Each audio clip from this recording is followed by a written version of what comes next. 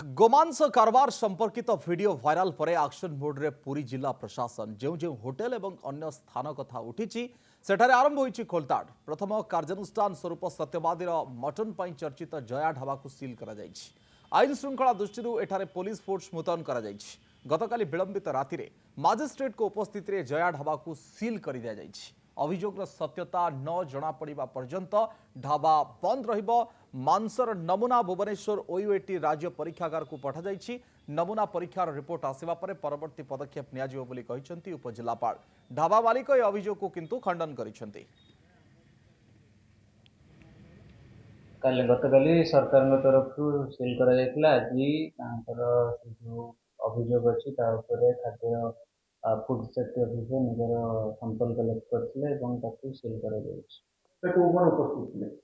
मो सहित उपस्थित थे एडिशनल तहसीलदार पुलिस प्रशासन तरफ से उपस्थित थे फूड सेफ्टी ऑफिसर तरफ से